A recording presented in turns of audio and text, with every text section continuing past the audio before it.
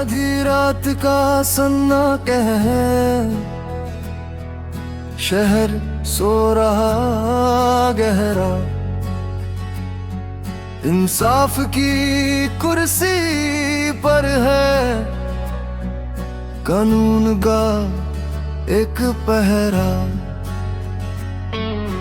खिड़की से जो कूदा है वो डर से कोसों दूर है, चेहरे पर मुस्कान है उसकी, वो कैसा मजबूर है। वो कहता है मैं चोर हूँ पर जरा सा शरीफ हूँ, तुम्हारी बंद किताबों की एक कड़वी सी तारीफ हूँ। हथौड़ा तुम्हारा, फैसला तुम्हारा, पर सच अब शोर करेगा। देखें आज कौन यहाँ असली चोरी का शोर कहेगा। शरीफ चोरों, शरीफ चोरों।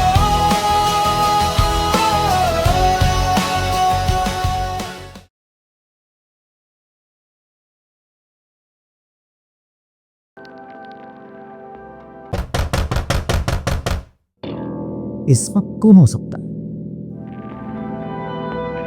देखता हूं।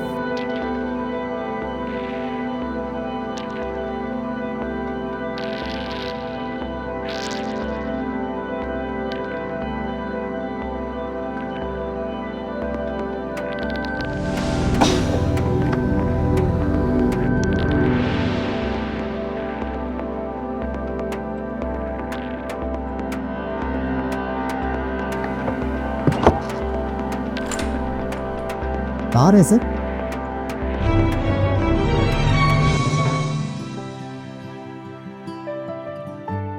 मेरी बेटी आ रही है सुबह की गाड़ी से। आपकी बेटी? हाँ, टाटा नगर में रहती है। बाल बच्चे भी हैं? हाँ, 2 छोटे छोटे बच्चे भी हैं। ये सही है, आपका सूनापन कुछ दिनों के लिए कम हो जाएगा। पूरे 3 साल बाद आ रही है। अब तो बच्चे भी कुछ बड़े हो गए होंगे। बहुत नटखट है, सारा घर सर पर उठा लेते हैं, सारा दिन शैतानियां करते हैं, चोर सिपाही का खेल खेलते हैं और खुद तो बन जाते हैं सिपाही और मैं बन जाता हूँ चोर।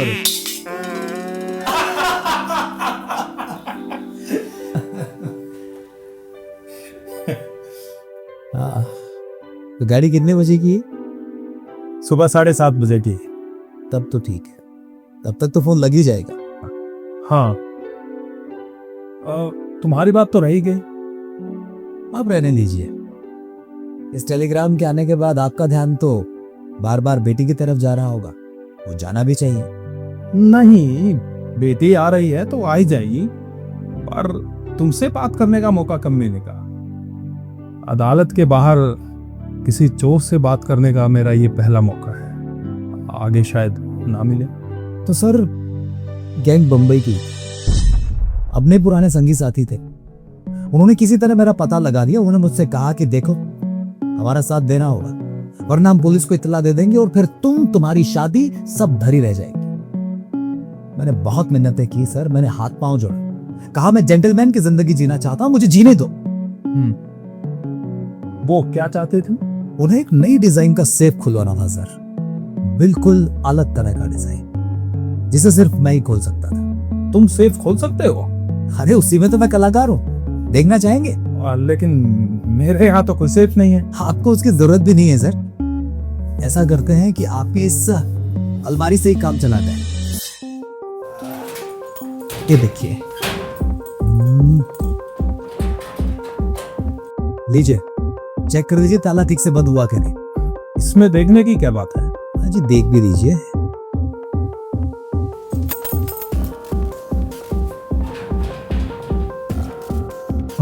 ठीक है। अब देखिए कलाकारी।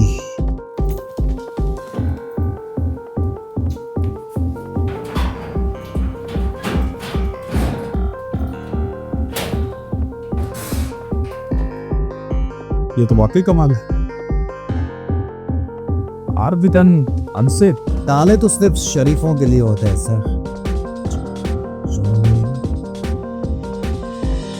अरे जैसा आपके मेहमान अभी तक हैं? वो जोर से अलमारी खुलने बंद होने की आवाज आई तो मैं चौंक गया कि कहीं कोई चोर तो नहीं घुस आया आपके यहाँ। अजी जज के यहाँ घुसने की हिम्मत होगी चोर की? आप सोए नहीं अभी तक? नींद नहीं आ रही थी, सोचा आर्टिकल ही पूरा कर डालूं। हो गया? अरे जी हाँ, बात भी बन गई।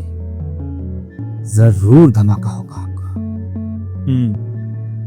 कोशिश कीजिए, शायद नींद आ जाए। आपके मेहमान नजदीकी लगते हैं, जरूर पुरानी यादें ताजा हो रही होंगी। जी हाँ, वैसा ही कुछ। अच्छा, गुड नाइट। Good night.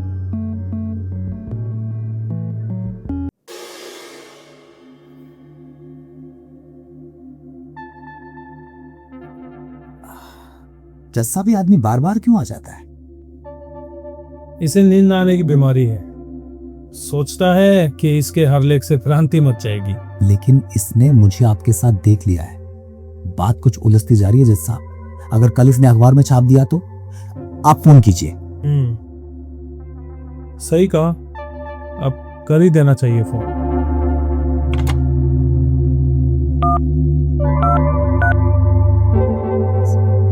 अरे फोन तो डेड है। क्या? देखो, हाँ,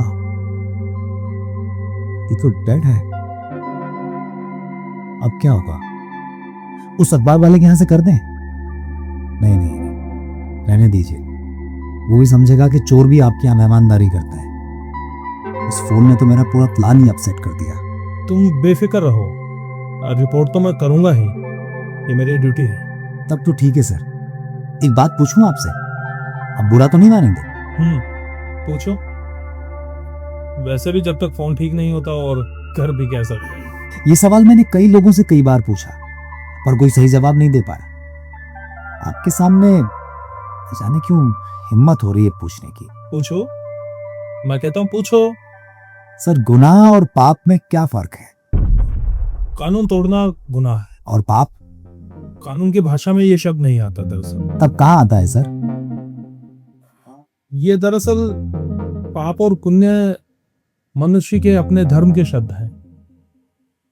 ऊपर वाले का कानून जो तोड़ता है वो पापी है। तब तो ठीक है। मैं गुनहगार सही, लेकिन पापी नहीं हूं। परमात्मा ने मुझे बाल बाल बचा लिया है। आखिर बात क्या है? रहने दीजिए, पहले वो भोपाल वाली बात। नहीं, पहले इसे कहो। इसे कहने से क्या फायदा? सुनिए वो भोपाल वाली बात। अरे लेकिन मेरे सामने सवाल था कि अगर दोस्तों का साथ ना दूं तो वो मेरी रिपोर्ट पुलिस में करा देंगे, और अगर साथ दूं तो फिर वही पुरानी जिंदगी। आखिर में मैंने सोचा कि एक गुनाह और सही, शायद आखिरी गुनाह। सेफ खोला। आप विश्वास नहीं करेंगे सर, नोटों से, सोने की बिस्कुटों से सेफ भरा पड़ा था। और घर किसका था मालूम है? एक समाज सेवक का। उस वक्त लगा कि जनता की सेवा करने से अच्छा धंधा कोई है ही नहीं। इसके बाद तुम पकड़े गए? हाँ, मुंबई की पुलिस को 1 मिनट भी नहीं लगा समझने में कि यह कलाकारी किसकी है। अदालत में मैं चीखता रहा कि हमने कई लाख रुपए की चोरी की है, पर कोई विश्वास करे तब ना। पता नहीं वो सारा पैसा। तुम्हारी रागिनी का क्या हुआ? मैं क्या जानूं, लेकिन उन दिनों की याद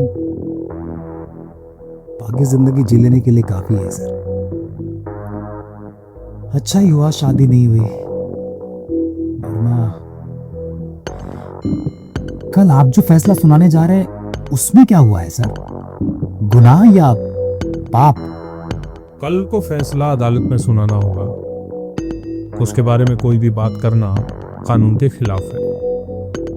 लेकिन तुम उस फैसले के बारे में बार बार क्यों पूछ रहे हो? उसका तुमसे क्या ताल्लुक? फैसला मैं लिख चुका हूं और उसमें कोई तब्दीली नहीं होगी, क्योंकि वो कानून के अनुसार है। और अगर मेरी बात सुनकर गुनाह और पाप में फिर से सोचना जरूरी हो जाए तो? मतलब? उनके हाथ बहुत लंबे हैं, मैं उस मामले में बहुत कुछ जानता हूँ। पड़ोसी की वो पैनी नजरें खिड़की से झलकती है, भ्रष्टाचार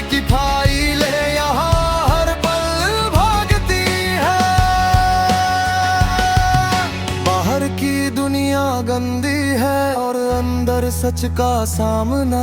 कानून की चौखट पर आज ज़मीर को है थामना। इंसाफ केवल कागज पर है या दिल में है संवेदना। आज न्याय को खुद अपनी परिभाषा है ढूंढना।